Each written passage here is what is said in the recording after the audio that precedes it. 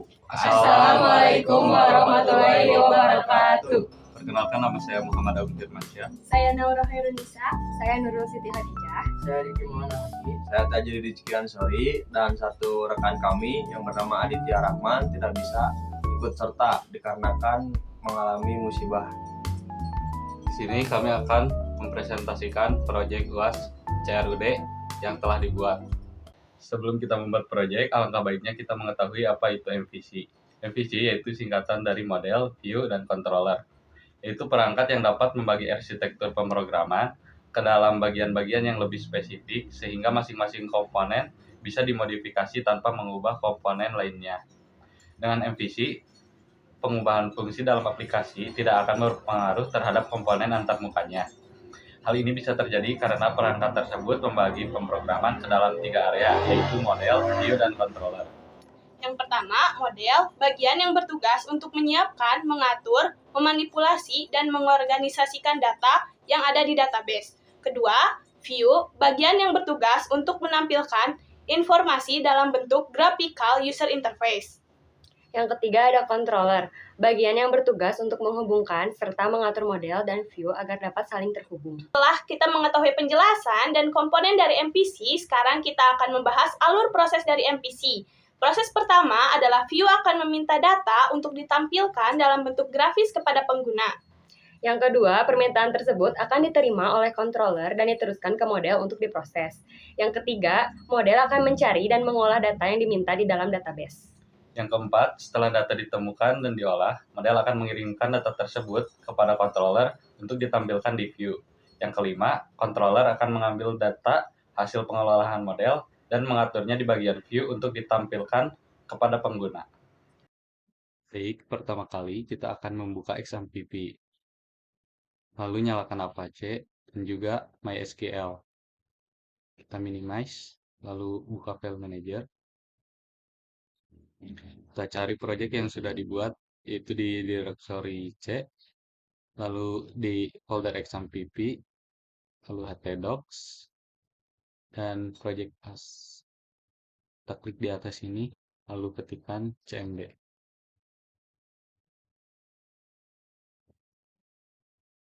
Di sini kita ketikkan kode spasi titik, lalu enter.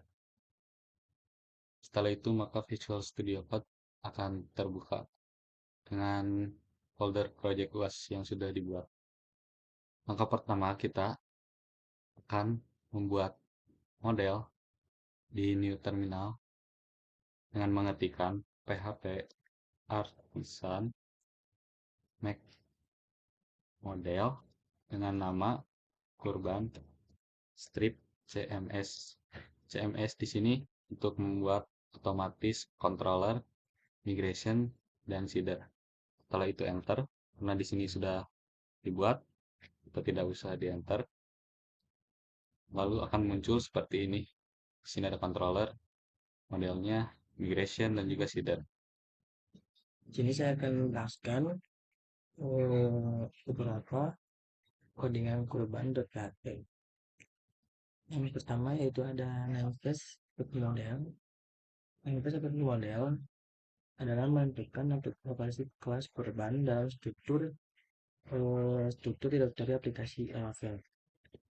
Dan yang kedua ada Illuminate database, Eloquent Factory yaitu mengimport dari factory yang menyediakan dukungan untuk membuat model menggunakan factory.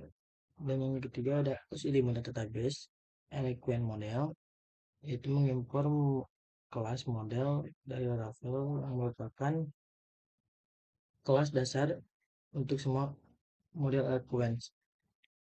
Dan di sini ada kelas kurban extend model,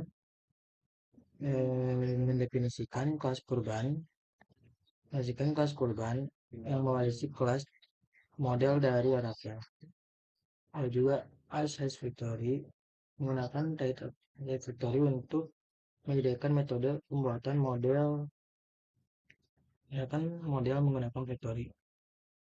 Dan di sini ada protect variable, ada name, jenis hewan, jumlah, harga, status. Saya akan berjelaskan sedikit saja, yaitu apa protect variable mendefinisikan properti variable yang merupakan array berisi nama kolom yang boleh diisi secara massal.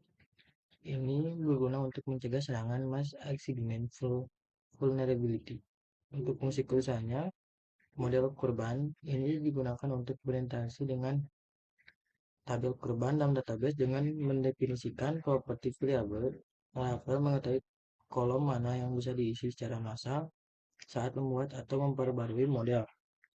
Terakhir, tes factory memungkinkan pengguna factory yang berguna dalam pengujian dan seeding data. Berikutnya saya akan menjelaskan kurban controller. Di sini ada namespace. Namespace ini menyatakan bahwa kelas ini berada di dalam namespace app /1tp/controller. Lalu ada use, yaitu untuk mengimport model kurban dan kelas request di Laravel. Selanjutnya ada kelas kurban controller, yaitu nama dari controller tersebut. Ada extend controller yang menyatakan bahwa kelas ini merupakan subclass dari kelas controller. Lalu ada method index. Method index ini mengambil semua data dari model kurban dan mengirimkannya ke view kurban dengan key data. Lalu ada method updata. Metode ini untuk menerima request dari form untuk menambah data baru ke dalam model kurban. Request validate di sini untuk memvalidasi input data dari form. Semua file diisi dengan string dan maksimal panjangnya itu 255. Lalu ada user new kurban, yaitu membuat objek baru dari model kurban. Lalu variable user save untuk menyimpan data baru ke dalam database. Redirect back ini untuk mengarahkan pengguna kembali ke halaman sebelumnya dengan pesan sukses dan mengirimkan semua data kurban kembali. Lalu ada metode update data. Metode ini menerima request dari form untuk memperbarui data yang sudah ada berdasarkan ID yang diberikan. Kurban find variable ID ini mengambil data dari model kurban berdasarkan ID-nya. Lalu ada request input, yaitu mengambil input dari request form dan memperbarui nilai dalam model kurban. Ada item save untuk menyimpan perubahan ke database. Lalu ada redirect back, yaitu untuk kembali ke halaman sebelumnya. Lalu selanjutnya ada method delete data, yaitu metode ini untuk menghapus data dari model kurban berdasarkan ID-nya. Nah, di sini ada variable item delete menghapus data dari database. Lalu redirect back with success data ini untuk mengarahkan pengguna kembali ke halaman sebelumnya dengan pesan sukses. Untuk yang berikutnya, di sini saya akan menjelaskan beberapa fungsi kode dari migration Laravel. Di sini ada yang pertama, di sini ada namespace dan use statement dibagi menjadi 3 bagian. Yang pertama ada use eliminate database migration itu adalah migration dari namespace eliminate database migration. Dan yang kedua ada use eliminate database schema Bluefin menggunakan kelas Bluefin dari namespace eliminate database schema Bluefin untuk mendefinisikan struktur tabel. Dan untuk yang ketiga ada use eliminate support facade schema menggunakan facet schema untuk membuat, mengubah, dan menghapus tabel. Dan yang kedua ada deklarasi yang di sini ada yang kedua ada return yang kelas extend migration, yaitu mendefinisikan kelas anonim yang mengextend kelas migration. Kelas ini berisi metode untuk membuat dan menghapus tabel dalam basis data. Dan untuk yang ketiga ada metode up. Metode up berisi yaitu metode up berisi untuk membuat tabel kurban, membuat tabel kurban di basis data. Saya akan menjelaskan skema create kurban function berupa tabel, yaitu mendefinisikan tabel dengan mendefinisikan tabel kurban dengan menggunakan blueprint. Dan di sini juga ada beberapa tabel seperti ID, tabel string name, tabel string jenis hewan, tabel string jumlah, tabel string harga, tabel string status, dan tabel timestamp. Sini saya akan menjelaskan terlebih dahulu yaitu tabel ID. Tabel ID yaitu untuk membuat kolom ID dengan tipe data auto incrementing integer sebagai primary key. Dan tabel string name yaitu membuat kolom nama dengan tipe data string. Dan ada tabel string jenis hewan yaitu membuat kolom jenis hewan dengan tipe data string. Ada juga tabel string jumlah membuat kolom jumlah dengan tipe data string. Tabel string harga hampir sama, yaitu membuat kolom harga dengan tipe data string. Dan tabel string status yaitu membuat kolom status dengan tipe data string. Dan yang terakhir tabel timestamp membuat kolom create at dan update at dengan tipe data timestamp untuk mencatat waktu pembuatan dan pembaruan record. Dan untuk yang terakhir, sini saya akan menjelaskan metode done. Metode done berisi instruksi untuk menghapus tabel kurban dari basis data jika tabel tersebut ada. Tabel skema drop axis kurban yaitu menghapus tabel kurban jika tabel tersebut ada di basis data. Saya akan menjelaskan sedikit saja yaitu apa tentang metode up dan down. Metode up dan down ini digunakan oleh Laravel untuk menjalankan dan membantalkan migrasi. Nah, selanjutnya di sini aku akan menjelaskan tentang database seeder.php. Di line ketiga ini ada namespace database/seeder. Ini digunakan untuk menentukan namespace tempat kelas database seeder berada. Lalu di line kelima dan enam ada kurban dan juga user.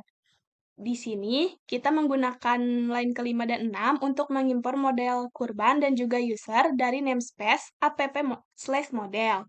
Model-model ini nantinya akan digunakan untuk berinteraksi dengan tabel-tabel terkait dalam database.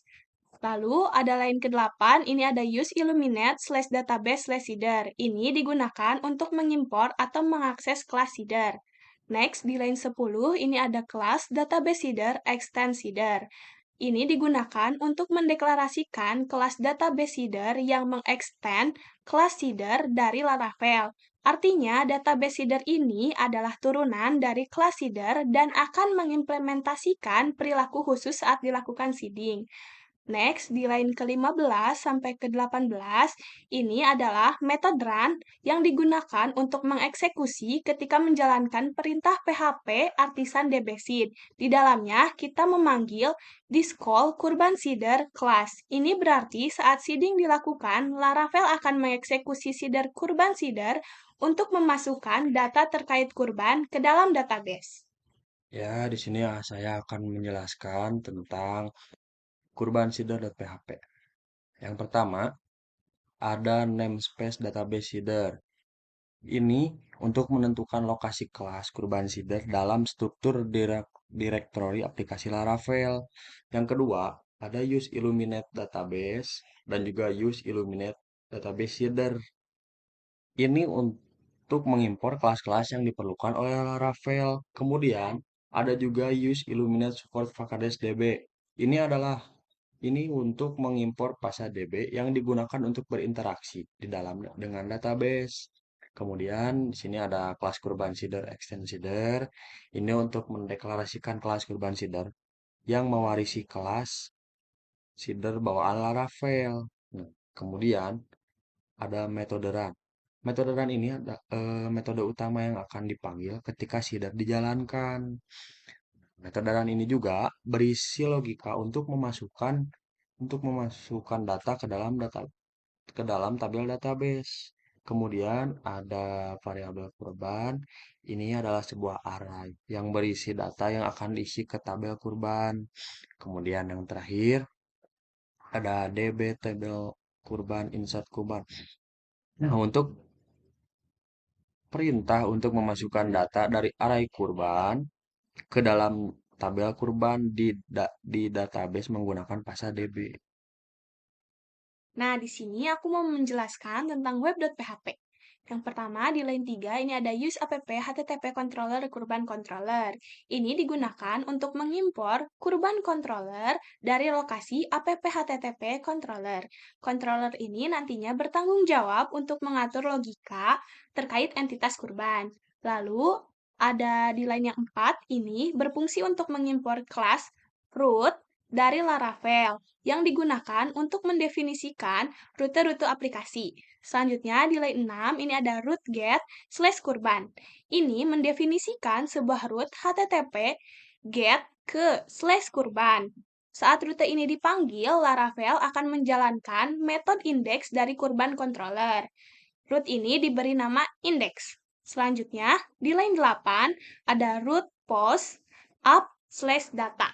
Ini mendefinisikan sebuah root HTTP post ke up/data. Ketika root ini dipanggil dengan metode post, Laravel akan menjalankan metode updata dari kurban controller. Root ini diberi nama updata. Selanjutnya, di line 9 ada root put item/id. Ini mendefinisikan sebuah root HTTP put ke /item/id. Saat root ini dipanggil dengan metode put, Laravel akan menjalankan metode update data dari kurban controller. ID ini adalah parameter dinamis yang digunakan untuk mendefinisikan data yang akan diperbarui. Root ini diberi nama update data. Selanjutnya, di line ke-10 atau yang terakhir ada root delete/delete/id. Ini mendefinisikan sebuah root HTTP delete ke /delete/id. Ketika root ini dipanggil dengan metode delete, Laravel akan menjalankan metode delete data dari kurban controller. Nah, ID ini adalah parameter dinamis yang digunakan untuk mengidentifikasi data yang akan dihapus. Root ini diberi nama delete data. Di sini aku bakal ngejelasin tentang Blade. Di sini ada kurban.blade.php. Title-nya itu ada berkah kurban karena kita memberi judulnya berkah kurban. Di sini ada beberapa link. Link ini adalah link Bootstrap. Lalu yang terakhir itu ada link buat nge-export ke Excel sama ke PDF. Terus di sini juga kita memakai style CSS itu buat memperbagus tampilannya nanti di web. Terus di sini itu ada judul lagi. Di sini itu data pembeli judulnya karena buat di tabelnya, buat judul di tabelnya. Terus di sini itu ada teks yang akan ditampilkan dalam header kolom yang biasanya digunakan untuk nomor urut atau indeks dari data yang ditampilkan nanti di tabel.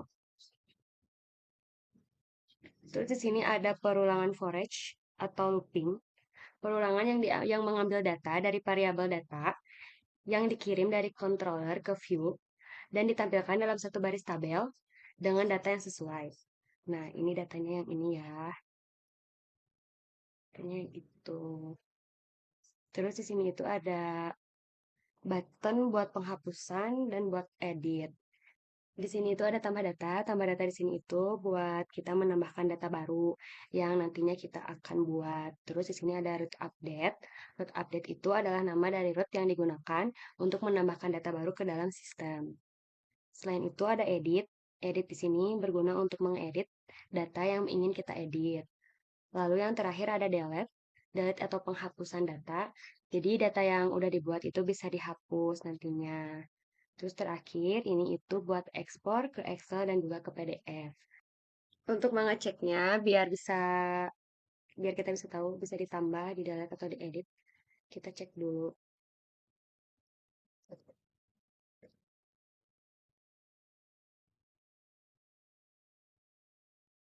Ini kita copy. Kita masuk ke sini.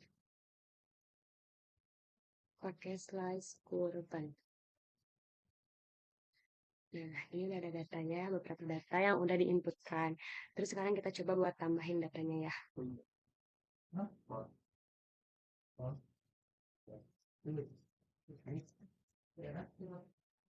Ini dulu. Harganya misalnya sales. Nah, datanya udah bisa ditambahkan. Terus kita coba buat edit ya. Jumlahnya menjadi 1.